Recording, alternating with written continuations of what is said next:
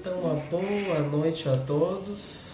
Boa noite. Que a paz do Senhor amigo esteja em nossos corações. Muita Assim paz, seja. muita harmonia, muito entendimento nessa noite de hoje. Que vamos então estudar o Evangelho do nosso Senhor Jesus, né? Então vamos fazer uma leiturinha para nos harmonizarmos e aí após a leitura a prece.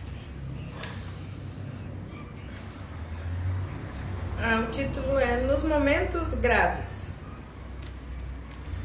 Use calma.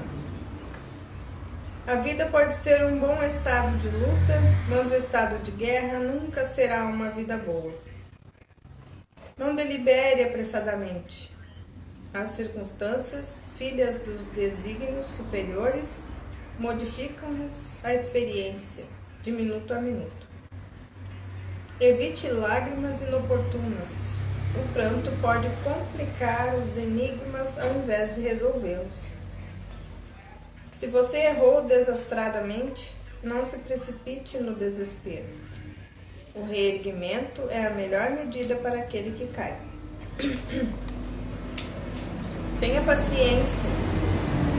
Se você não chega a dominar-se, debalde buscará o entendimento de quem não o compreende ainda. Se a questão é excessivamente complexa, espere mais um dia ou mais uma semana, a fim de solucioná-la. O tempo não passa em vão. A pretexto de defender alguém, não penetre o círculo barulhento. Há pessoas que fazem muito ruído por simples questão de gosto. Seja comedido nas resoluções e atitudes. Nos instantes graves, nossa realidade espiritual é mais visível. Em qualquer apreciação alusiva às segundas e terceiras pessoas, tenha cuidado. Em outras ocasiões, outras pessoas serão chamadas a fim de se referirem a você. Em hora alguma, proclame seus méritos individuais, porque qualquer qualidade excelente é muito problemática no quadro de nossas aquisições. Lembre-se de que a virtude não é uma voz que fala, e sim um poder que irradia. Então, com essa leitura, vamos nos harmonizarmos novamente. Vamos elevar nossos pensamentos, nossos sentimentos a Deus e rogando a Ele, com a sua permissão divina, ao nosso Mestre amado, aos nossos amigos espirituais, esses familiares que nos rodeiam, nos inspiram para o bem, para o bom, para o caminho seguro, porto seguro. Que o nosso Pai Francisco possa irradiar bons pensamentos, boas vibrações sobre todos nós aqui, encarnados e desencarnados. E nesse clima de paz, de harmonia, que possamos ser instrumentos úteis nessa noite, daquilo que temos para oferecer, nesta seara divina, que possa irradiar ao bairro, aos vizinhos, a todos aqueles que estão acompanhando ou que irão acompanhar os estudos pela internet, que possam também, estando conectados, receber o amparo. E assim, Senhor, damos início então com as nossas atividades da noite de hoje. Que assim seja. Que assim seja. Então, novamente, uma boa noite aí para quem entrou agora, a nossa irmã Marinéia de Lima. Seja muito bem-vinda novamente. A nossa irmã Rosângela Alves, também um grande abraço a todos. Podem trazer suas participações, perguntas, também questionamentos. Bom, estamos estudando o Evangelho de Jesus, anotado pelo evangelista Mateus. E aí estamos no capítulo 3. Mas antes de falar sobre isso, eu queria só falar um pouco sobre que agora a gente participa do NEP, que é o NEP, para quem não conhece, é um Núcleo de Estudo e Pesquisa do Evangelho. É o que a gente faz hoje, Então a gente pega várias obras espírita, ou muitas vezes não espírita, e traz os ensinamentos à luz da doutrina espírita, para então ter o entendimento do Evangelho de Jesus, aqueles que querem se aprofundar mais, dos conhecimentos da Bíblia. E é com uma enorme alegria e satisfação que a gente participou do primeiro encontro dos NEPs, né? Os NEPs, os nepianos se encontraram lá na Liga Espírita Pelotense. Lá em Pelotas. A gente se encontrou. E estava muito bom lá, muito bacana. Teve a palestra do Sérgio Lopes. Tinha vários grupos lá de NEPs, lá a gente trocou bastante ideia, conheceu bastante gente bacana. A cidade também é muito bacana. Foi muito boa a experiência lá. A gente conhecer, fazer amigos e trocar ideias. E espero que agora com certeza vai ter mais encontros, né? Já anunciaram, vai ter um próximo encontro lá em Santa Rosa, mais longe ainda. Vamos ver, se Deus permitir, se a gente vai poder estar lá, né? Então é muito bom esse grupo do NEP. E tem o NEP Brasil, que é o site, né, oficial, que a gente até usa aqui também como pesquisa aqui também, para facilitar os nossos estudos. Então quem não conhece, entra lá no NEP Brasil. E lá inclusive vai ter lá, pode escolher por cidades lá no site. Eu quero saber se a minha cidade tem um grupo de NEP. Aí entra lá e vai aparecer, digita tal, vai ter uma casa espírita tal em tal cidade. A Francisco de Assis é cadastrada lá na cidade de Sapucaia do Sul. E outras casas que são cadastradas no NEP, né? Então, gente amiga, vamos então, né, agradecer por esse encontro a todos, aos nossos parceiros lá da Casa do Centro Espírita André Luiz. Se não fosse por eles, nós não estaríamos lá, né? Graças a Deus e a eles. Essa parceria, que eles também têm NEP ali em São Leopoldo, do Centro Espírita André Luiz. Também estão estudando Mateus. Um grande abraço lá para todos eles. Então tá, vamos à luta então. Então a gente parou no capítulo 3. E o capítulo 3 ele começa a adentrar falando sobre João Batista. Então nós vamos começar a estudar. Nós vamos ler ali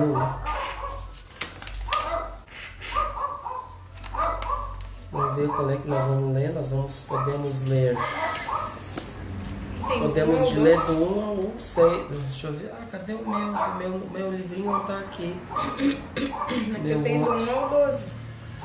1 ao 12. Eu perdi o meu. Vê se tu não acha ali pra mim, faz favor, aquele livrinho que tem Jesus na frente. É o Evangelho do Senhor, se eu não me engano. Ele não veio junto com esses aqui. Aquele ali, ele me ajuda, que é a tradução do Berto Roten. Ele tem ali, ele fala as partes e a quantidade de capítulos que tem ali, né?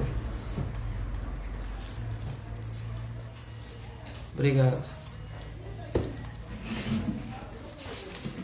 Eu gostei muito dessa tradução aqui. Vamos ver o capítulo 3. Capítulo 3 aqui. Então são as preliminares da vida pública de Jesus, tá? João Batista. Isso, pode ler para nós do versículo 1 ao 12. Depois nós vamos fazendo por versículo.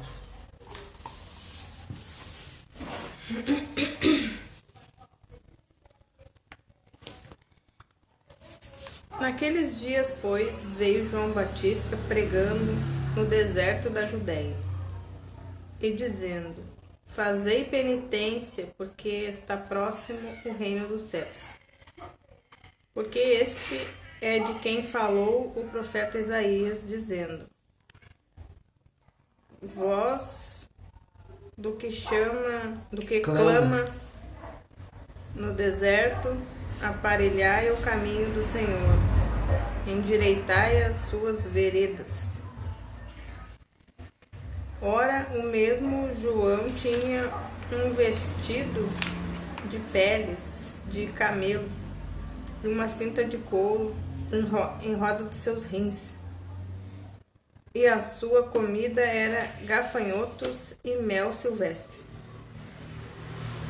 Então vinha a ele Jerusalém, e toda a Judéia e toda a terra da comarca do Jordão, e confessando os seus pecados, eram por ele batizados no Jordão. Mas vendo que muitos dos fariseus e dos saduceus vinham ao seu batismo, lhes disse: raça de víboras, quem vos ensinou a fugir da ira vindoura?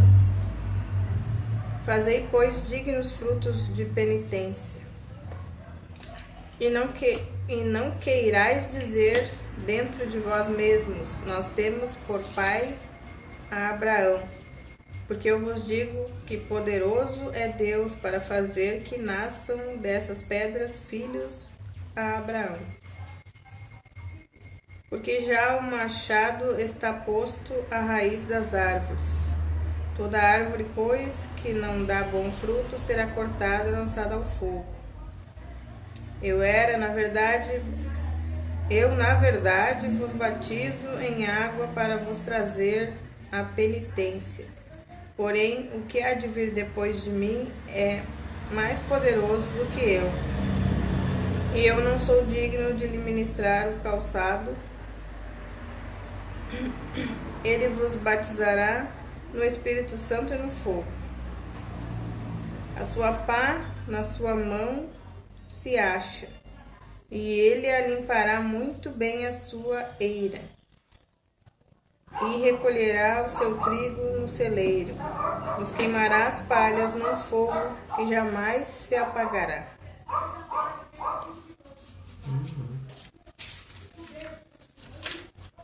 Então, tu tem aí um comentário, né? Tem.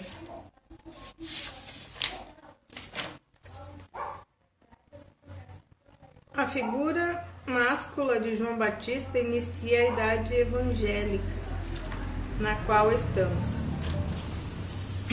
Pregador rude, homem de um viver austeríssimo, desprezou as comodidades da vida a ponto de se alimentar com o que achava no deserto e de se vestir com a pele de animais. Assim impressionou fortemente o povo que acorria a ouvi-lo e a pedir-lhe conselhos.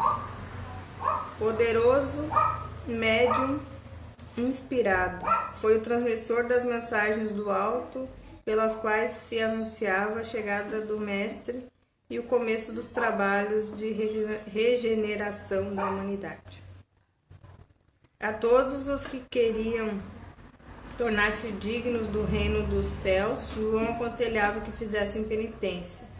Qual seria essa penitência? Primeiro passo a ser dado em direção ao reino de Deus? Não eram as longas orações, nem os donativos e esmolas, nem as peregrinações aos lugares santos, nem as construções de capelas, nem os jejuns, nem os votos, nem as promessas. Não era a adoração de imagens, nem a entronização delas. A penitência não consistia em formalidades exteriores, mas sim na reforma do caráter e na retificação dos atos errados que cada um tinha praticado. De que valem formalidades exteriores se o íntimo de cada qual permanece o mesmo? As práticas exteriores podem enganar os homens, mas não enganam a Deus nosso Pai. Qual o valor da confissão de erros a um homem que geralmente erra tanto quanto seus irmãos? Permanecendo o erro de pé, pode haver justificativa diante de Deus nosso Pai? A verdadeira confissão se faz quando se procura a pessoa a quem se ofendeu e com ela se conserta o erro. Roubaste teu irmão? Restitui-lhe o que lhe roubaste. Defraudaste alguém? Entrega-lhe o que lhe pertence. Cometeste adultério? Purifica-te por um viver honesto. Tem vícios? Abandona-os. És mal vingativo, rancoroso? Torna-te bom, perdoa, sê indulgente. És rico? Ajuda o pobre. És pobre? Não murmures contra a tua situação.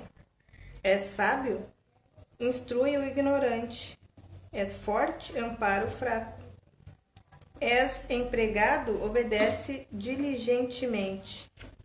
És patrão, sê humano para com teus subalternos. Sois pais, encaminhai vossos filhos pelas veredas do bem.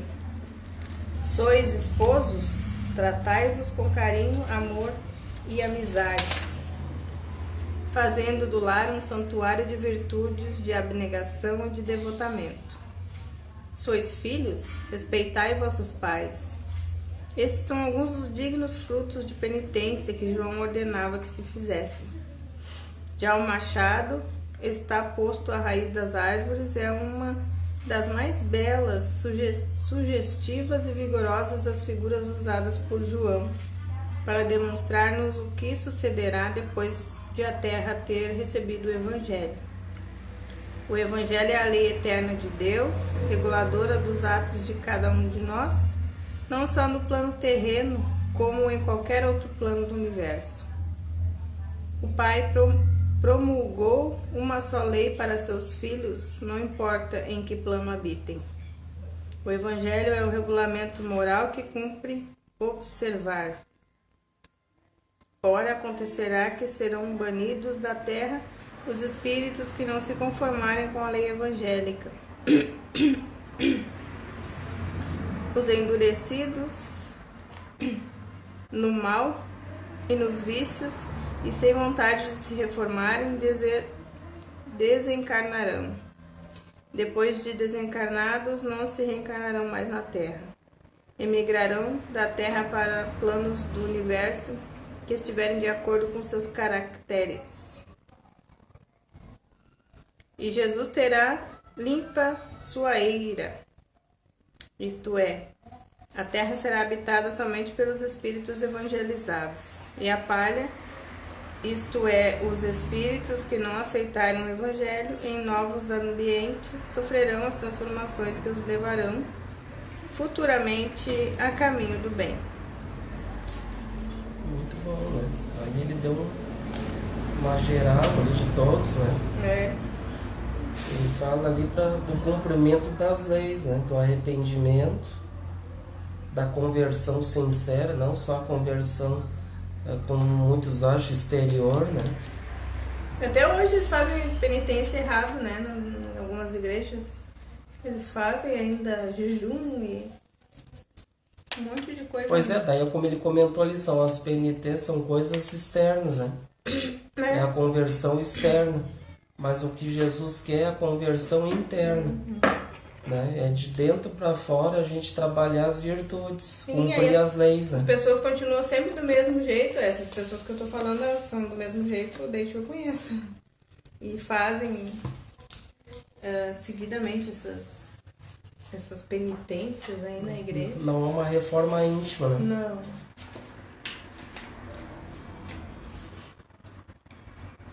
Nós temos aqui também, essa foi uma abordagem geral para nós entender sobre o que está falando esses capítulos, né? Esse capítulo aí. Nós temos o NEP, ele tem uma forma de trabalhar, que a gente viu lá, que eles trabalham não só... Aqui a gente procura trabalhar mais o conceito moral, né? Evangélico. Cada um vai ter um método de trabalho, a gente viu vários métodos lá, né? Várias apresentações, não foi? Foi. E aí tem por exemplo, eles utilizam muito assim o quem, quando e onde quem, né? Quem, quando e onde, mais ou menos isso. E aí então é uma das formas de interpretação do Evangelho. Então aqui nesse caso que a gente está estudando essa passagem do capítulo 3 que a gente viu. Então aqui eles dão, aqui eu peguei lá do NEP, esse aqui é o da Paraíba. Eles fizeram o estudo lá, que diz quando. Ó. Então como é, essa passagem está se passando em quando? Qual é o tempo dessa passagem, né? Então aqui eles fizeram a pesquisa e disseram, no 15º ano do reinado de Tibério César. Então quem reinava era o Tibério César naquela época. E onde? E ele percorreu toda a circunvizinhança do Jordão, proclamando no deserto da Judéia. Então ele percorreu toda todo o Rio Jordão ali na sua volta, né? Então era ali que ele fazia esse batismo, né? No Rio Jordão. Então aí seria o onde, né? Então tem ali o tempo, em que época foi, o local e quem. Então temos vários personagens no Quênia. Nós temos João Batista, que é o principal. Nós temos aqui, nós vamos ver Pôncio Pilatos, Herodes, Isaías, Zacarias, Tibério César, Filipe, Lisanias, Anás e Caifás. E o principal então seria... E aí eles falam sobre cada um, né? Eu vou direto lá para falar sobre o João Batista, que é o principal aqui, né? Então eles dão os dados biográficos, ó. Então, João Batista nasceu em cerca de 7 anos antes de Cristo. Então, a pesquisa que eles fizeram, ele é 7 anos mais velho que Jesus, o primo mais velho, né? A um casal idoso. Ele nasceu de um casal idoso que conta lá a dificuldade, né? Zacarias, um sacerdote, e sua esposa Isabel. Ele cresceu até a idade adulta no deserto da Judéia. Está em Lucas 1:80, onde recebeu sua chamada profética, em cerca de 27 anos depois de Cristo. Então ali aos 27 anos de idade, ali ele recebeu seu chamado. O Cristo já saiu para trabalhar aos 33, mais ou menos, que a gente viu, né? Ele saiu antes. Foi primo de Jesus. Dirigiu uma campanha batismal no Rio Jordão e fora dele em Enon, perto de Salim, território samaritano, segundo narrativa de João. Após o ministério na Samaria, deve ter retornado ao território de Herodes Antipas, provavelmente para a Pérea. Então, esse aqui é os dados dele, tá? Então tem o estilo de vida dele. João Batista veio de uma linhagem sacerdotal, mas não seguiu o sacerdócio. Pregador rude, homem de viver austeríssimo, né? Adotou um modo de vida simples, ascético, alimentando-se com frugalidade, de mel e gafanhotos, e vivendo mais tempo no deserto da Judéia. Ele foi um profeta. Mel e gafanhoto. Então, só para nós ter um pouco sobre João Batista, né? Para nós saber quem foi o João Batista.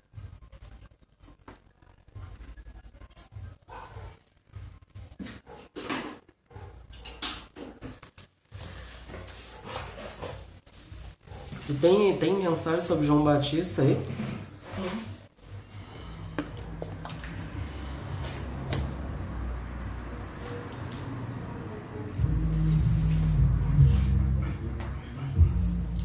Fala do batismo de Jesus.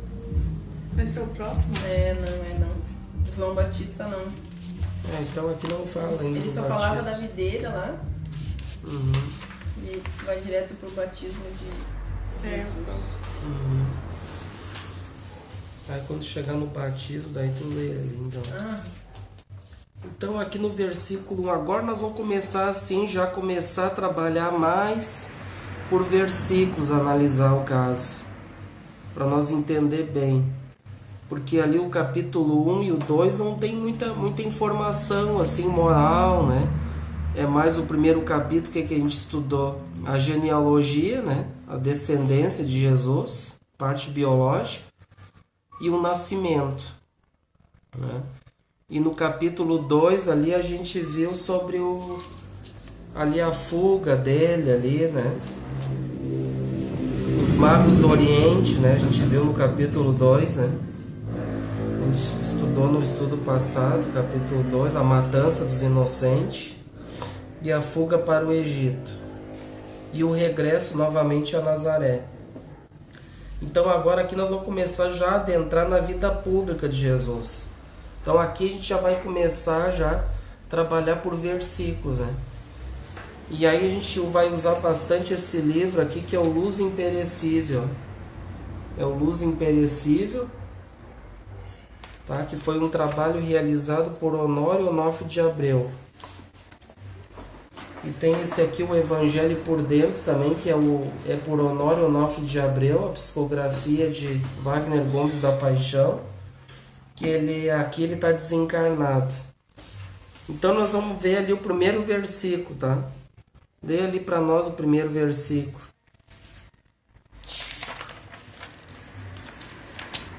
Naqueles dias, pois, veio João Batista pregando no deserto da Judéia. Aí ele vai fazendo assim, ó, ele faz um trabalho do miudinho. Hoje tem um estudo do miudinho, lá de Minas, lá pelo Aloysio Elias, quem conhece.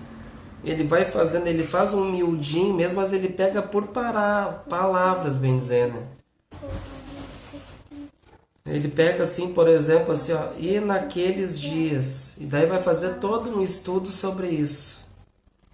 Verdade. Aqui tem assim, esse miudinho. Esse aqui foi o primeiro a fazer o trabalho do miudinho. Honório Onofre de Abreu ele e o Sobral, ele foi os primeiros a fazer esse trabalho do estudo minucioso do Evangelho, lá de Minas Gerais, que é chamado miudinho, né? E aqui eles, por exemplo, eles fazem assim, ó. Ele pega aqui, e naqueles dias apareceu João Batista. Aí ele vai explicar, vai estudar sobre isso. Então diz assim, aqueles dias a que se refere o evangelista, expressa o momento favorável da manifestação dos episódios, cuja figura do precursor seria chamada para a consecução das tarefas programadas, a hora para tudo. Então aqui seria então esse momento favorável para ser trabalhado, então essa figura, o precursor, que veio no momento certo antes de Jesus, né? Já para preparar essa vinda de Jesus, né? Então aqui ele diz a hora para tudo. Então era o momento certo ali, né? Tudo é programado corretamente, não existe nada por acaso, né? Não existe assim, o João começou, sei lá quando, né? Por acaso, não, tudo é programado. E aqui continua, João Batista apareceu para o cumprimento de sua missão e em decorrência das peculiaridades de sua ação e notórias atitudes, pode ser percebido de forma ostensiva no seio da sociedade de então. Então ele apareceu para o cumprimento da sua missão, né? Historicamente, foi ele primo de Jesus, filho de Zacarias e Isabel, nascido em circunstâncias extraordinárias, já que sua mãe a representar figuradamente a extensão dos milênios vividos, necessários para se alcançar ao ápice das conquistas básicas da evolução. Era avançada em idade. Então ela era bem avançada em idade e ainda teve o filho, né? Então, convocados na atualidade ao trabalho da reeducação, com vistas a sentir Jesus no coração, aqueles dias visitam-nos a intimidade, elegendo-nos verdadeiros precursores, em luta íntima, no preparo do caminho do Senhor. João Batista surge então como exemplo vivo do esforço pessoal, no rumo da nova vida com o Cristo. Então aqui ele já traz para nossas vidas, né? Não fica só no contexto, mas João Batista era isso, aquilo. Ele teve essa missão, mas essa missão já de começar a iluminar as consciências, né?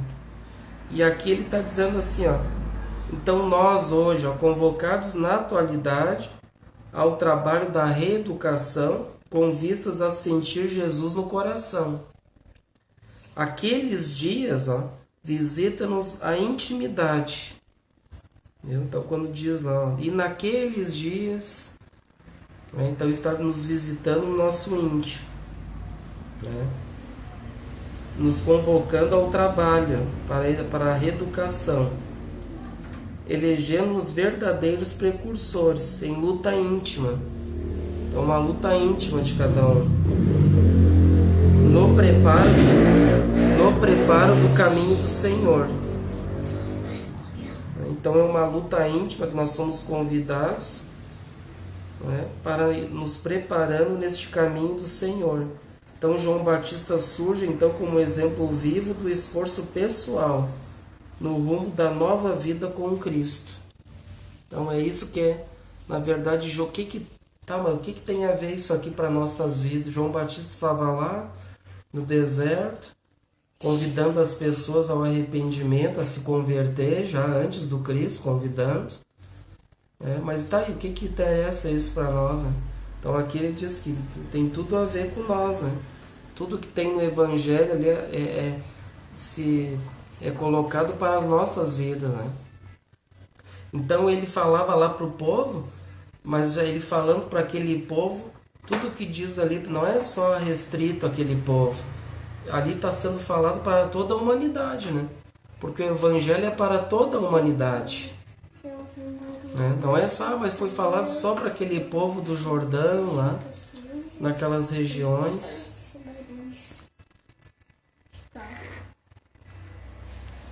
Vocês entenderam esse propósito? E aí ele continua a passagem, pregando no deserto da Judéia, para encerrar o versículo. Então, trazendo a responsabilidade de despertar corações para os conceitos a serem erguidos por Jesus, a pregação realizada pelo Batista no deserto da Judéia evidencia a verdade dos clamores da consciência. Entendeu? Então aqui trazendo a responsabilidade de despertar corações para conceitos a serem erguidos por Jesus. A pregação realizada pelo Batista no deserto da Judéia evidencia a verdade nos clamores da consciência. Frente a um vasto terreno vazio e árido.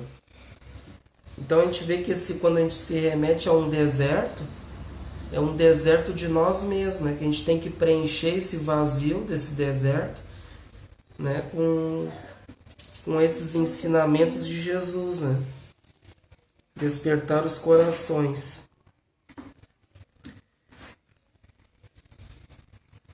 A exigir sólidas construções nos fundamentos do amor, capazes de assegurarem segurança e reconforto ao espírito na rota da imortalidade. Sob este prisma, nos é possível entender que toda pregação se faz no deserto, num clima de edificações espirituais.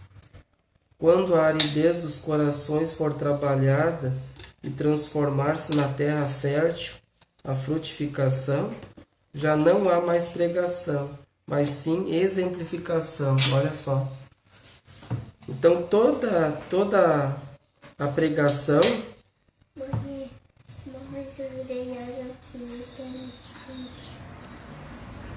então quando ocorre uma pregação que se faz no deserto, é uma pregação num clima de edificações espirituais. E o que é uma pregação? A pregação tem a ver a mesma coisa que acontece nas casas espíritas. Não tem as palestras espírita, ali está sendo feita uma pregação. Então a gente deve preencher aquele vazio, se substanciar daqueles elementos que a doutrina espírita nos oferece para que a gente possa então nos abastecer, né, de edificações espirituais, né, naquele clima. Quando a aridez dos corações for trabalhada e transformar-se na terra fértil, a frutificação, já não há mais pregação, mas sim exemplificação. Então, quando a gente entender aquela proposta daquela pregação, aqueles ensinamentos do Cristo para nossas vidas, e a gente começar a trabalhar as virtudes, a gente fazer uma reflexão em cima daquilo, sentir no coração, né? Aí então nós já vamos, já não há mais pregação. Aí sim nós vamos ter que botar em prática aquilo que a gente aprendeu. Nós vamos refletir sobre tudo aquilo. E aí então nós vamos começar então a trabalhar, né? Aí já não se torna mais pregação, porque a pregação é quando há aquele vazio, é o que está dizendo aqui. Então aquelas pessoas têm aquela sede de ensinamentos de Jesus, Aí ouve aqueles ensinamentos, aí muitos vão aceitar ou não, né? Podem continuar não aceitando, né? Então aquele que vai querer semear no seu coração aqueles ensinamentos, aí então ele vai começar a trabalhar aquela vivência, né? Ela botar em prática aquelas virtudes, cumprir aqueles ensinamentos. E aí já não vai ser mais pregações, mas sim exemplificar aquilo, né? Estão conseguindo entender?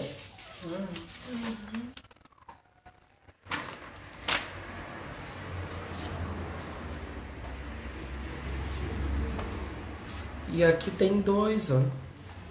Tem dois, olha só, esse aqui é bem longo. Vou ler o mais curto, eu acho. E no versículo 2, ó, lê para nós o 2 ali. E dizendo, fazei penitência, porque está próximo o reino dos céus. Então aqui aí diz, e fazei penitência. Aqui é outra tradução, né? De João Ferreira de Almeida. Aqui dizendo arrependei-vos, porque é chegado o reino dos céus. Aí diz o quê? Fazei penitência, porque está próximo o reino dos céus. Vê as diferenças de traduções, né? Aqui diz, no Huberto Roden diz convertei-vos, porque está próximo o reino dos céus. Viu? Cada um tem um jeito diferente, ó. Aqui dizendo arrependei-vos, o arrependimento. O arrependimento sincero, né? Que essa aí de fazer penitência, daí já fica mais um pouco complicado, não acha? Tu viu que depois no comentário ele fala explica, sobre né? a penitência, né? Ele explica daí aquilo ali, né? E aqui fala sobre o arrependimento, ou ali no Huberto Roda, convertimento, né? Convertei-vos, né? E aqui diz assim, então, e dizendo arrependei-vos, porque é chegado o reino dos céus. Então a mensagem do batista externo ou interno é idêntica. Arrependei-vos. Só precisa arrepender-se quem fez o que não devia, ou andou por onde não era aconselhável. Então exatamente quem vai se arrepender é aquilo que fez algo que não estava de acordo com as leis, né? Aí pode entrar o sentimento de culpa, né? Que não deve entrar o sentimento de culpa, mas sim um arrependimento sincero dos seus erros, né? Porque a culpa leva ao aprisionamento, né? A autopunição dele mesmo, sofrimento, né? Então isso não é bom. Por isso que é bom o arrependimento sincero. André Luiz, em sua obra, nos ensina a arrepender-se é caminhar para o céu, desde que seja um arrependimento sincero, né? Isso é importante. Então todos nós podemos se arrepender dos nossos erros, porque a proposta que está sendo feita é essa proposta de conversão, né? Também, né? De nos convertermos à proposta do João Batista, que está antecedendo o Cristo, né? Para a vinda do Cristo. Ele já está fazendo um trabalho assim, ó, já estou antecipando o que vai vir aí na frente, que é muito mais do que eu estou dizendo, né? Ele é muito maior do que eu. Então esse arrependimento, todos nós podemos e devemos ter esse arrependimento, né? Basta querer, fazer esforço e não ficar em desculpismo ali, né? Se culpando. Isso aí não vai resolver nada. Então quem arrepende, tem um arrependimento sincero, é caminhar para o céu. Quem vinha descendo, caindo de erro em erro, quando se arrepende, deixa de comprometer-se para iniciar o retorno pela renovação. Viu? Então ele vem errando, que nem nós por milênios errando. Só tivemos erros, né, até hoje. Então quando a gente se arrepende, ele deixa então de se comprometer para iniciar o retorno pela renovação. Então eu vou me tornar um novo homem, Né? Ele disse, não importa o que eu fui ontem, o que eu fiz hoje, se eu fui um assassino, se eu roubei, se eu matei. O que importa, a proposta é o aqui e agora. Né? Eu quero me arrepender sinceramente, me converter.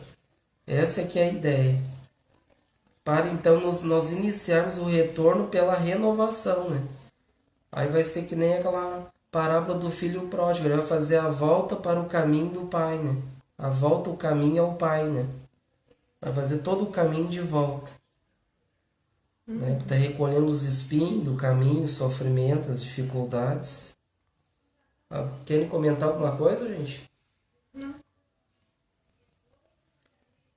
Então, falando em arrependimento, João justifica porque é chegado o reino dos céus. Até João, a paz interior, estava dependente das muitas obrigações de natureza religiosa, ligadas ao culto exterior, sacrifícios, holocaustos, ofertas, observação do sábado, em sentido puramente literal, e das numerosas tradições.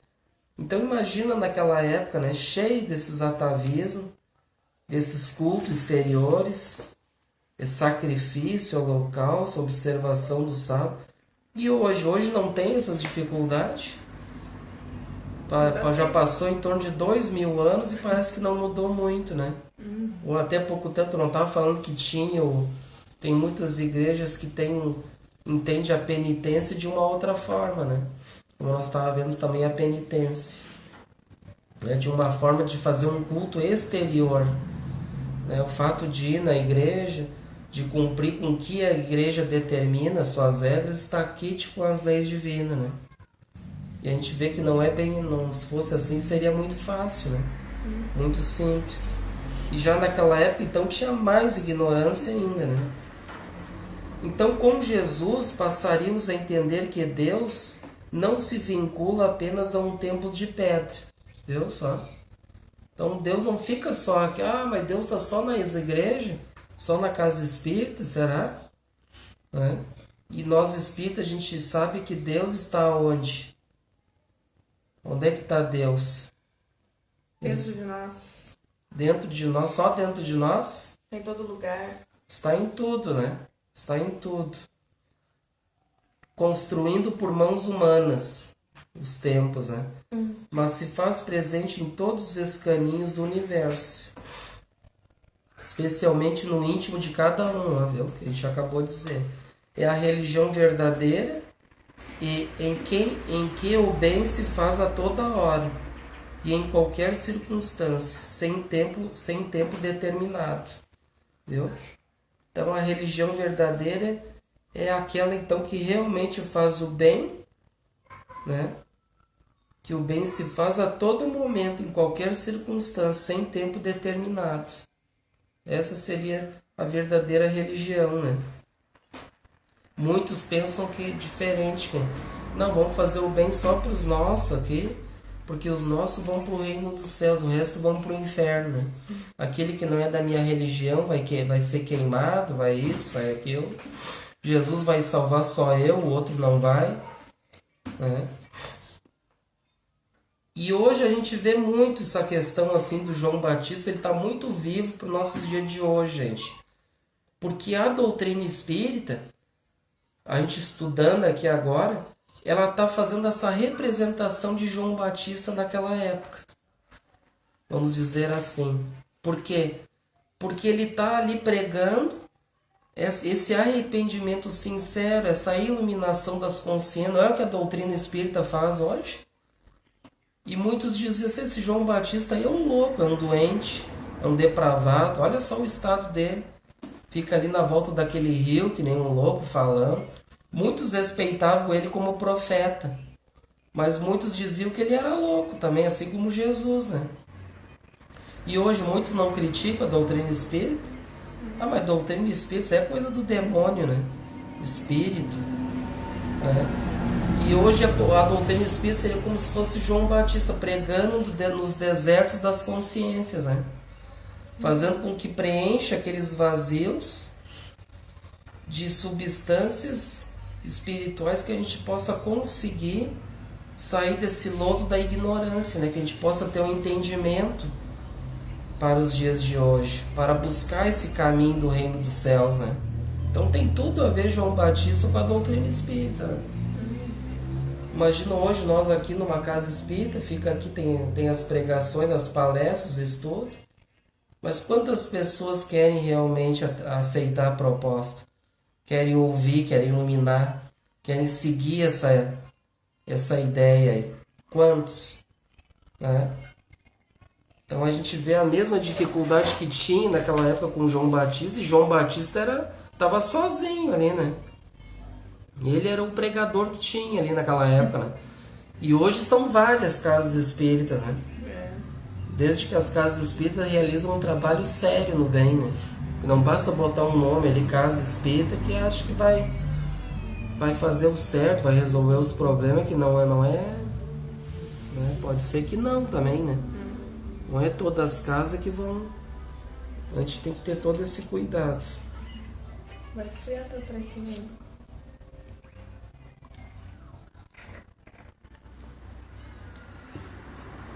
Então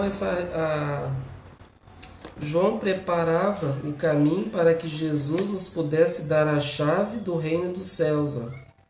Nos ensinasse a trilha para o alcance da harmonia pessoal, estabelecendo o reino de Deus no coração. Viu? Então João Batista o que era esse preparo desse caminho que João Batista fazia? Para que Jesus nos pudesse dar a chave, o reino dos céus, nos ensinasse a trilha para o alcance da harmonia pessoal, estabelecendo o reino de Deus nos nossos corações. Então essa que era a proposta de João Batista. Não era pouca coisa, né? Fazia um grande trabalho, né? Fazia um grande trabalho.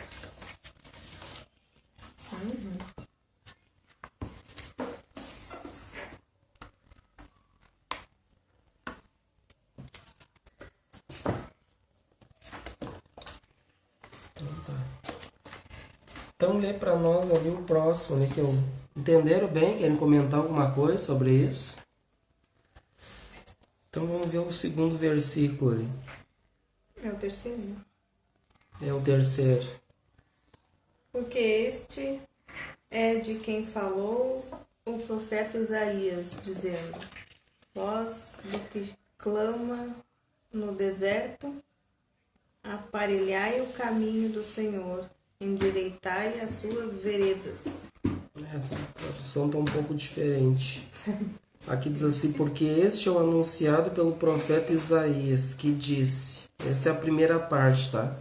Que ele vai comentar. Porque este é o anunciado pelo profeta Isaías, que disse... A menção da profecia nos mostra que os acontecimentos que se relacionam com as revelações, fugindo a qualquer ideia de eventualidade, são resultantes de programações elaboradas nos milênios por aqueles que, em nome do Criador, se responsabilizam pelos mecanismos evolutivos. O esclarecimento do próprio evangelista Mateus é mais uma citação das muitas que fez, ligadas ao Velho Testamento. Esta é de Isaías 40, versículo 3. A gente vai ver que em Mateus, que a gente está estudando, ele vai citar várias vezes o Velho Testamento. Mas a gente vai ter várias passagens. Aqui ele faz uma passagem do profeta Isaías. Então essas programações que são feitas, são elaboradas nos milênios, por Deus, o Criador. Então ele se responsabiliza pelos mecanismos evolutivos. Então os profetas, tudo que vai vindo naquelas épocas, nos momentos certos, como a gente diz, tudo é feito uma programação, né? Para que venham esses profetas, como Isaías, exatamente para fazer o chamamento, né? Para mostrar que existe um Deus único lá no Velho Testamento e que a gente deve cumprir com as suas leis, né? Isso já há bastante tempo, né? Para cumprir com as suas leis. Sempre veio profetas, e hoje na doutrina espírita não é diferente. Hoje na doutrina espírita o nome não é profeta, são médiuns, né? São médiuns. Os médiuns de hoje são os mesmos profetas da época do passado, né? Então, qual é os grandes profetas que a gente teve entre nós aí? No caso, médiuns, né? A gente teve, né, nada mais, nada menos, Chico Xavier, né? Um grande profeta.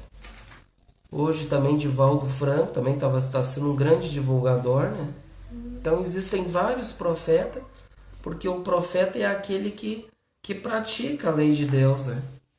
Que pratica, né? E que já tem um certo cumprimento também já de muitas das leis, né? Eles estão não só praticando, mas como já estão já cumprindo já também, né? Não.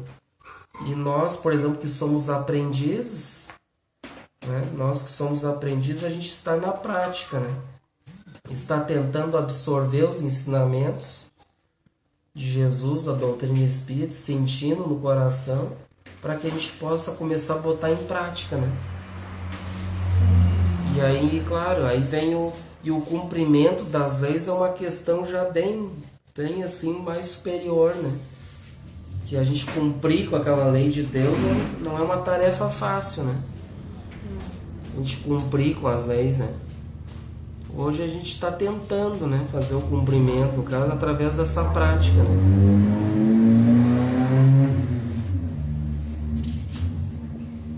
Então ele diz, né? Além da elucidação histórica, vale ressaltar que todos os fatos na jornada de cada um serão sempre a concretização de ideias, projetos e estudos, por vezes delineados nos séculos. O caráter pré-anunciador das conquistas que hão de vir, ainda hoje, oculta ou ostensivamente, está presente nas palavras a profetizarem. Serei melhor amanhã, hei de vencer este vício. Viu que importante essa frase para nós? O caráter pré-anunciador das conquistas que hão de vir, ainda hoje, oculta ou ostensivamente, está presente nas palavras a profetizarem para nós, né? Serei melhor amanhã. A gente deve pensar assim, né? Serei melhor amanhã. Hei de vencer este vício. Então a gente deve ter esse pensamento positivo. É bem interessante essa frase. Então eu devo ser melhor amanhã do que eu fui hoje. Então entra aquela reflexão, né? A gente entrar para o deserto, fazer aquela meditação, aquela reflexão. O que eu fiz hoje que eu devo melhorar amanhã? Se eu fiz coisas de errado, descumpri com a lei ali, com as virtudes, né? Foi desamoroso, desagradável com alguém, o que eu posso fazer para melhorar no dia seguinte, para não continuar fazendo insistindo naqueles vícios, né? De hoje. Hei de vencer este vício. Isso é muito importante. Então a gente reconhecer aquele vício que a gente tem e eu vou conseguir vencer esse vício. Mas daí através dos esforços, né? Fazer os esforços. Isso é muito importante. E temos aqui a voz do que clama no deserto.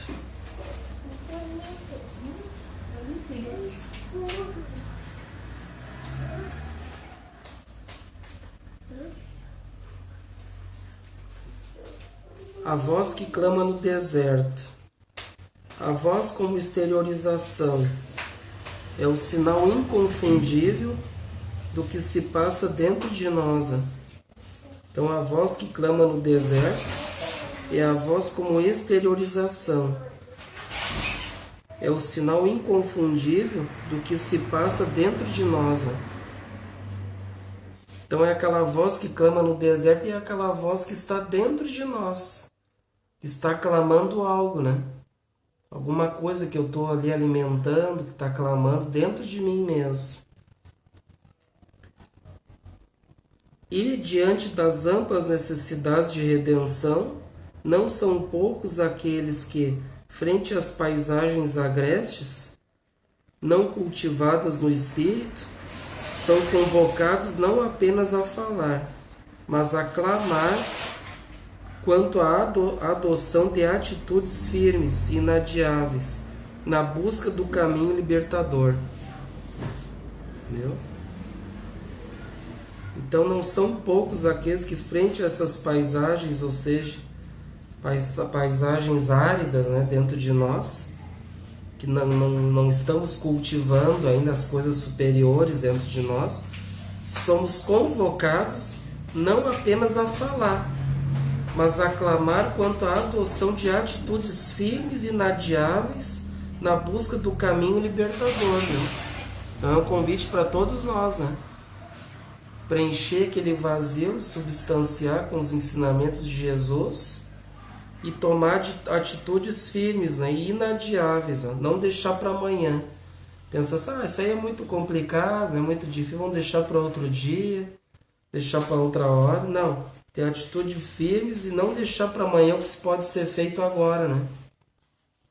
Na busca do caminho libertador, porque aí nós vamos conseguir nos libertar realmente. Trilhar esse caminho da libertação que Jesus nos convida, né? Conseguiu entender? Aí continua: preparai o caminho do Senhor, endireitai as suas veredas. Ó. O justo clamor de quem é capaz de enxergar com discernimento, aqui está expresso na afirmativa de Mateus. Se de um lado não são poucas as veredas que temos percorrido, acalentados pelas tendências imediatistas, a exigirem retificação e acerto pelas vias da reeducação, de outro imperativo preparai. Então aqui as veredas, ó. Então não são as veredas, né? São tudo aquilo que a gente percorreu por várias veredas, né? Acalentados pelas tendências imediatistas. Então a gente viveu por veredas querendo, né, que se resolva tudo na hora que eu quero, né? No momento que eu quero. Nós vivíamos assim, né? E hoje nós somos convidados a não ser mais assim. A exigirem retificação e acerto pelas vias da reeducação, né? E de outro imperativo, preparai, nos convida a estruturar uma nova vida, a embasar-se no amor. Então essa preparação do amor dentro de nós, né? Assim, voltando-nos para os interesses espirituais, pela valorização do próximo e mudança das tendências no empenho de melhoria íntima, estaremos nos ajustando ao verdadeiro roteiro de libertação, personalizado naquele que é o caminho e a verdade e a vida. Viu? Então é para exatamente as veredas que nós vínhamos vivendo, querendo as coisas egoístas, né? Tudo conforme eu quero. Hoje nós somos convidados a preparar, ou seja, endireitar essas veredas para o caminho reto, né? Para o caminho do bem. Né? E o caminho, que, como a gente sabe, o caminho é Jesus, né? Que ele mesmo diz: eu sou o caminho e a verdade e a vida, né? Ninguém vai ao Pai senão por mim. Então nós vamos ter que endireitar nossas veredas que nós vínhamos vivendo de uma forma equivocada, vivendo os vícios, ainda vivendo uma vida muito materialista, pensando só no eu, né? E aqui a proposta do Cristo é que a gente possa nos tornarmos pessoas mais trabalhando mais as virtudes, né? Amando o próximo como a nós mesmos, né? Essa é a proposta de Jesus, né? E a gente sabe que é um caminho que não é nada fácil, né, gente? É um caminho de muitas dificuldades, mas o caminho é esse, né? E a gente tem que como disse ali antes, ter atitudes firmes perante isso, né? Ou eu quero me endireitar, ou eu vou continuar sofrendo, né? Ou eu vou continuar sofrendo. O que eu vou escolher? Vou continuar indo pelos caminhos do sofrimento, Muitos escolhem. que é a porta larga, né? A porta larga que Jesus diz que é da perdição, que muitos acham que é as facilidades, né? Que leva à felicidade. Mas é uma falsa felicidade que leva à perdição, na verdade, né? Porque a verdadeira porta é a do caminho estreito, que realmente nos conduz a realmente nós sermos felizes, né? Buscar o que é certo, o que é bom. E não tem jeito, é através dos esforços, né? Que é trabalhoso. É trabalhoso. Tranquilo? Então vamos ali para o versículo 4, né? Ora, o mesmo João tinha um vestido de peles de camelo e uma cinta de couro em roda de seus rins, e a sua comida era gafanhotos e mel silvestre. Então ele começa com "e este João". Então a referência específica e individualizada daquele que, em testemunho da verdade e das convicções que nutria, buscava adotar simplicidade no empenho de edificação. Então ele buscava ali a simplicidade, vivendo daquela forma, né? Que todos nós somos convidados a viver uma vida mais simples, né? Muitos querem muitas coisas, né? Muitas coisas materiais. Claro que é importante, é necessário, mas a gente deve buscar viver com o essencial, né? Por isso vemos nele sobriedade no modo de vestir, comer e falar, revivendo experiências cultivadas quando em reencarnações anteriores como Elias. Então João Batista, para quem não sabe, foi a reencarnação de Elias, do profeta Elias. Foi um grande profeta, né? Também no passado. O cara veio cheio das profetias. Adotava o mesmo regime de restringimento das necessidades, como depreendemos nos registros do Velho Testamento, que diz: "E ele lhes disse: qual era o traje do homem que vos veio ao encontro e vos falou essas palavras? E eles lhe disseram: era um homem vestido de pelos e com os lombos cingidos de um cinto de couro. Então disse ele: é Elias o tisbita", que está em 2 Reis 1, 7, 8. Então, lá no Velho Testamento, a gente vê aqui uma coincidência, né? Então, eles anunciaram Elias lá com as mesmas roupas que o João Batista, depois reencarnado como João Batista. Tu vê só? Não mudou nem o gosto. O espírito, ele veio com aquelas mesmas tendências do passado, né? Viu? E este João é ainda bem presente na individualidade, que, adotando o esforço de mudança interior, prepara-se para recolher um dia no próprio coração o Cristo em toda a sua grandeza.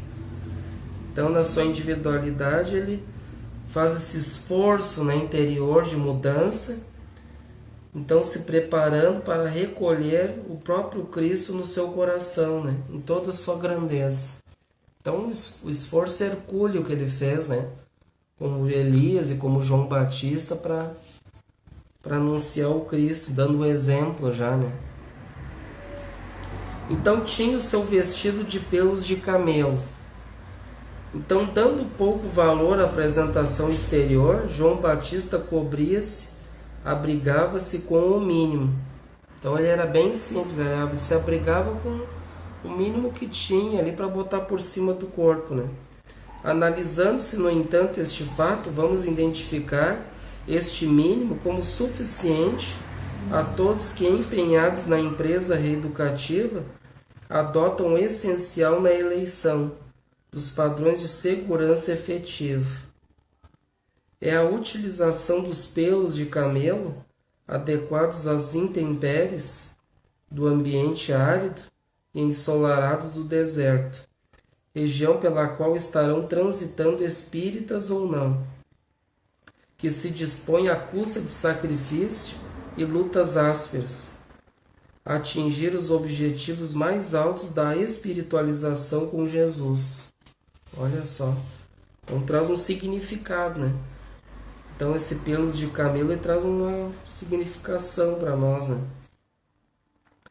Então é as dificuldades do ambiente em que a gente vive, que a gente então deve se vestir, né? De acordo com aquelas dificuldades, né? Então, ou seja, a custa de sacrifício e lutas ásperas, atingindo os objetivos mais altos da espiritualização com Jesus. Então a gente deve vestir essa roupa da simplicidade, né, vencendo as dificuldades da onde a gente está convivendo, ali que está vivendo, né?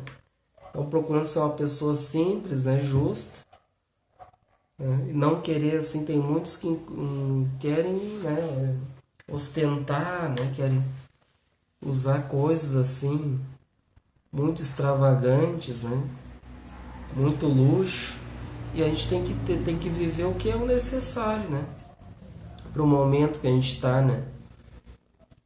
Então, ao mesmo tempo, falando para ter uma simplicidade, ao mesmo tempo a gente também enfrentando as dificuldades do momento em que a gente está se encontrando, que está vivendo ali também, né?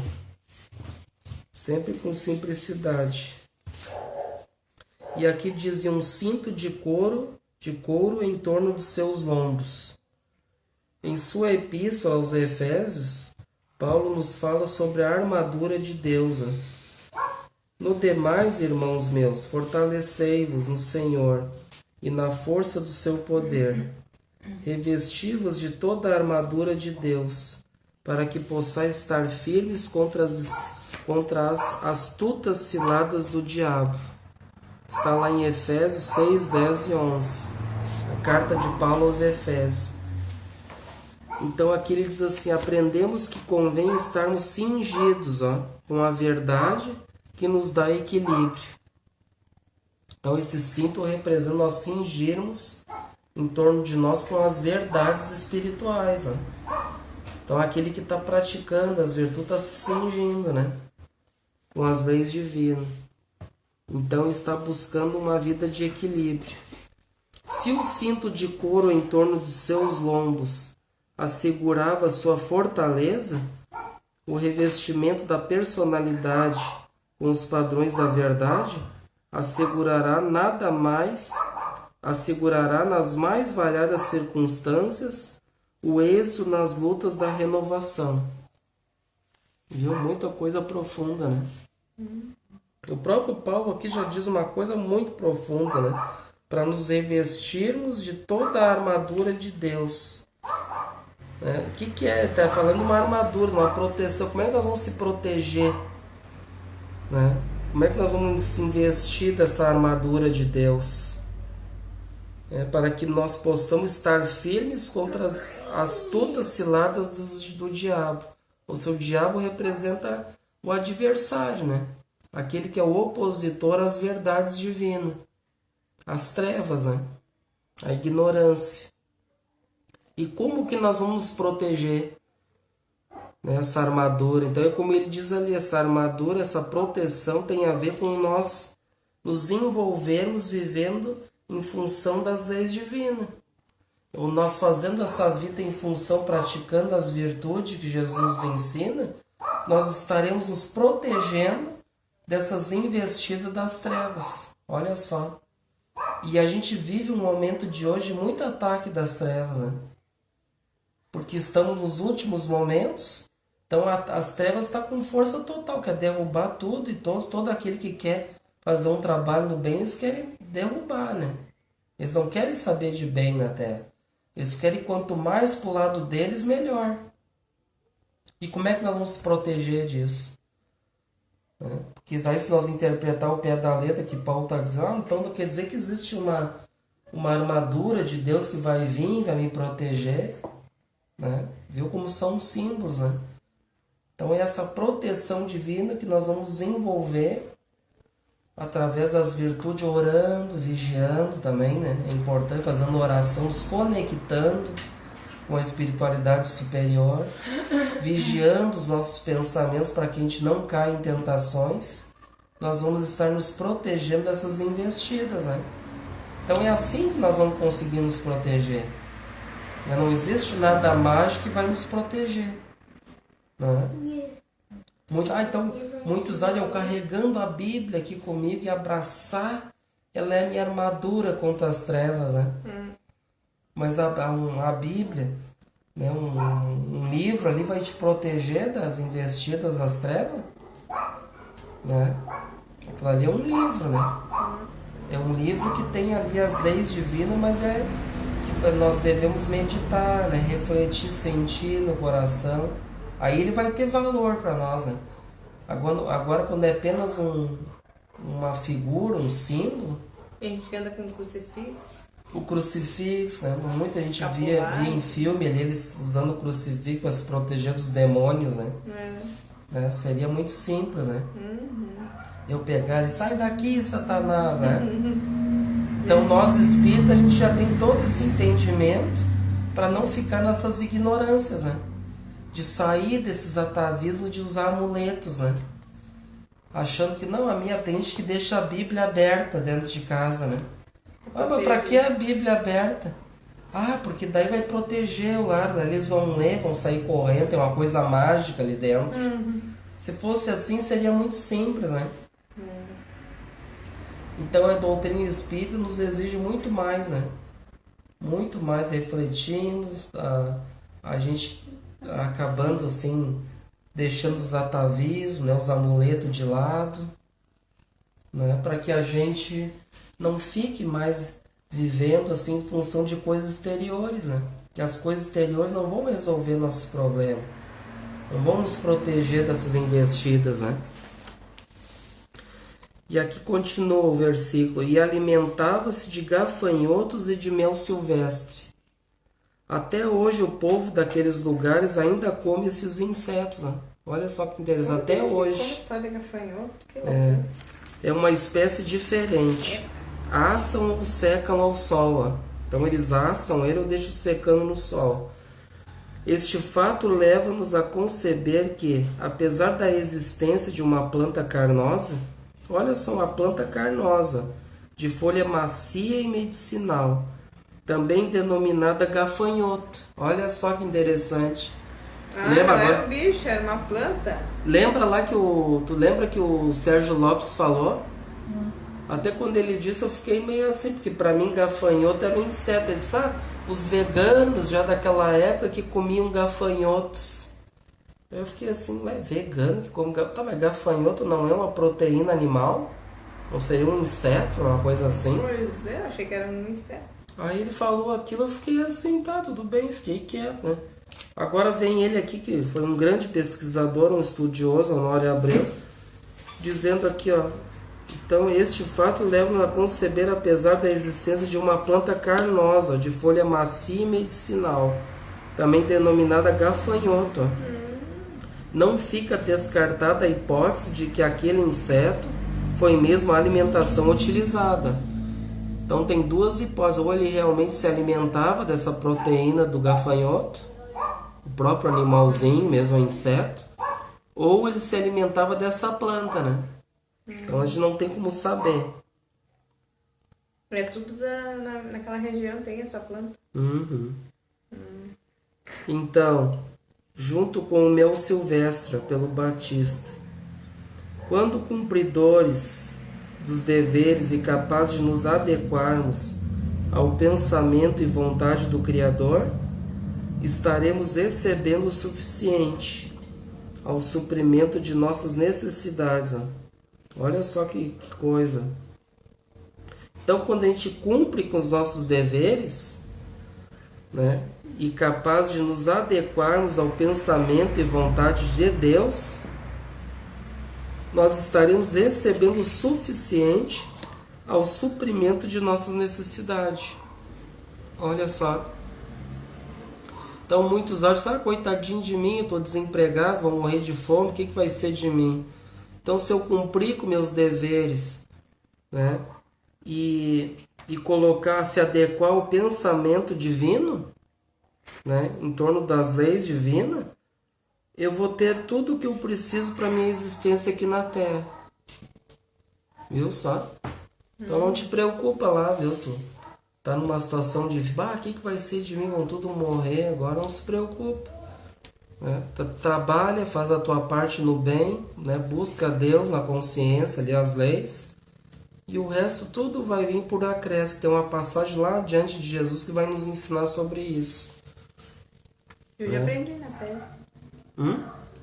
Eu já aprendi, passei na pele. Eu acho que quase muitos de nós a gente passa por situações assim complicadas na vida, e a gente, claro, aquela pessoa que se acha autossuficiente, né? Infelizmente tem muitos que se acham autossuficientes, né? Não, ninguém, aquela pessoa egoísta, né? Pensa só nela, não, eu penso só em mim, ninguém vai fazer nada por mim, é eu que tenho que fazer. Então, infelizmente, o autossuficiente ele vai ter um tombo bem grande, né? Porque a gente precisa das pessoas, né? Não existe ninguém, eu vou resolver tudo sozinho. A gente precisa de todos, né? Para tudo na vida, né? Cada um fazendo a sua parte. Então, se cada trabalhador no registro evangélico é digno de seu salário, está em Mateus 10:10, não só as circunstâncias trazem os recursos de alimentação. Nesta passagem expressam os gafanhotos, mas também o trabalho, a gerar fortalecimento e capacitação, assegura os nutrientes para o espírito, ali configurados no mel silvestre. Então ali está falando de leis, né? Então a lei do trabalho. Então, quando a gente busca esse trabalho, né, então a gente vai gerar esse fortalecimento e capacitação, ó, nos assegurando tudo aquilo que a gente necessita para o nosso espírito.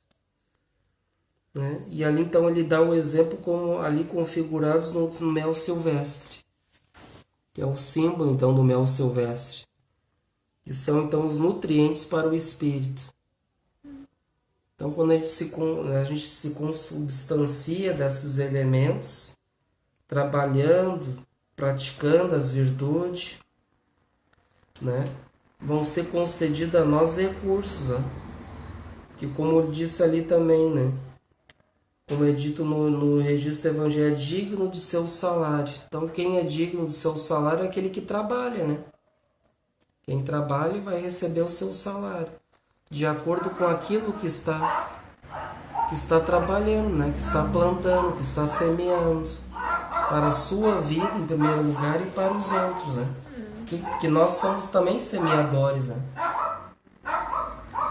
Nós devemos nos colocar como semeadores do Cristo.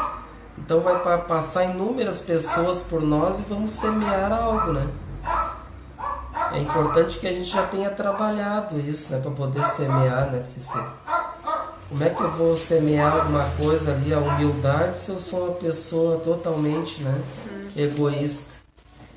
Então por isso que é necessário que eu trabalhe dentro de mim, primeiramente, para depois eu começar a semear no outro, né?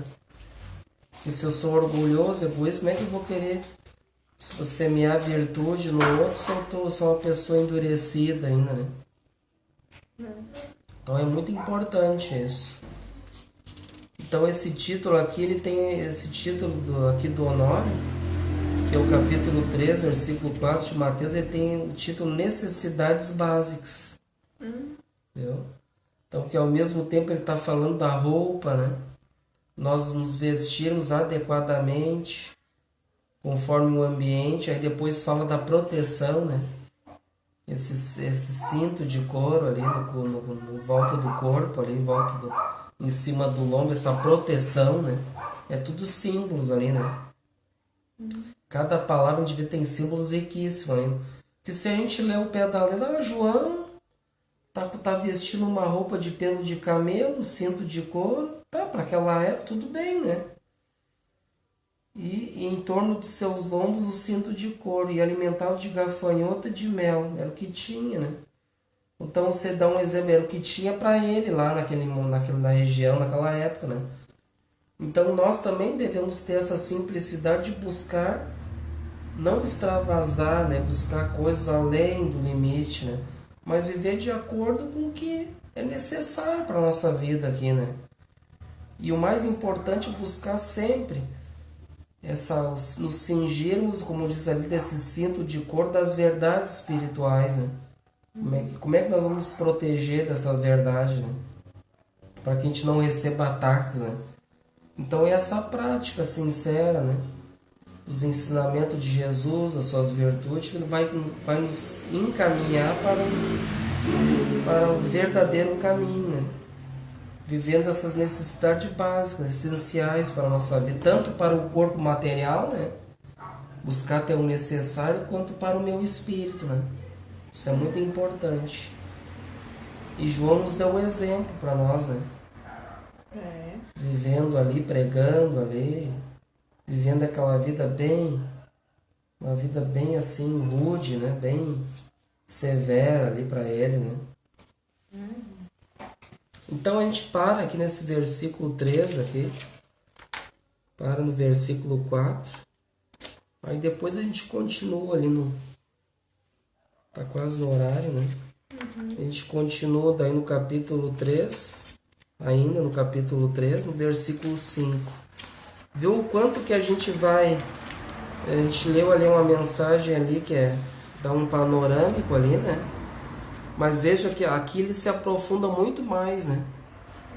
Em cada... Olha quanta coisa a gente aprendeu em poucos versículos, né? E ali em cada versículo ali ele faz um miudinho, ali ele traz para nossas vidas também, né?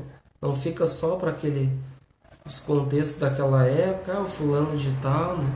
Mas essa aqui é a ideia do estudo, né? Principal é trazer, João Batista, o que significa isso para mim, né? O que cabe a mim fazer, né? Isso é que é o mais importante, né? O que isso tudo significa para mim? E é o Evangelho do Cristo, né? Que é riquíssimo, assim, cada palavra que tem ali tem um significado muito profundo, né? Para nossas vidas. Hoje o que a gente pode entender, assim, o que a gente tem, é isso, né? Mas daqui a anos, aí futuramente, numa próxima reencarnação, vai ter coisas mais ricas ainda, né? Vai ter coisas mais miúdas ali, mais edificantes ainda de entendimento, né? Hoje o que a gente pode conseguir chegar mas a gente já deu um grande passo, né? De aprendizado. E é bem profundo esses ensinamentos aqui do Honório Onofre de Abreu, né? Ele fez esse grande trabalho lá na União Espírita Mineira. E deixou para nós, né? Essa bênção aqui que muitos infelizmente nem conhecem essa obra. A gente já leu essa obra aqui, Fazendo o Evangelho no Lar. Mas hoje a gente estudando ela assim, a gente consegue entender mais ainda, né? Essa riqueza espiritual. Então é isso para hoje. Então a gente guarda ali Vamos ver aqui, minha caneta tá aqui. Eu vou anotar aqui onde é que a gente parou. Tá um pouco na minha caneta que não trouxe.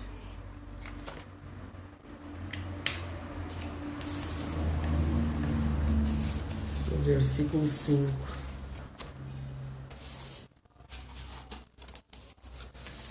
Então tá, gente amiga, muito obrigado aí pelas participações aí, por estarem aí conosco. A nossa irmã também, Maria Aparecida, grande abraço. Nos veremos lá nesse sábado, lá, irmã. Vai estar lá conosco, lá. Vamos aprender um pouco lá também. E a gente agradece a todos. Então vamos agora convidar...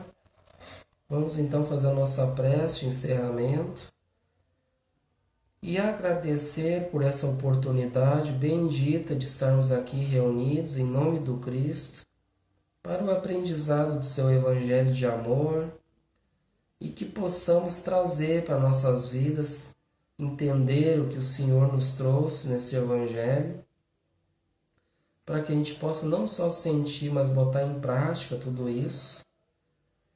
Que a gente possa, com certeza, como a gente estudou hoje, ser melhor no dia seguinte do que fomos ontem. Que a gente possa dar um passo adiante a cada dia para um mundo melhor dentro dos nossos corações, que está aguardando essa sementinha crescer e gerar frutos. Obrigado ao nosso Pai Francisco, que é um grande evangelizador, com a sua permissão para esses estudos, a todos os nossos familiares e amigos, nossos mentores que nos inspiram, nos ajudam nessa tarefa tão importante e sublime, e que abençoe e ilumine a todos aqueles que estão acompanhando na internet, nos seus lares.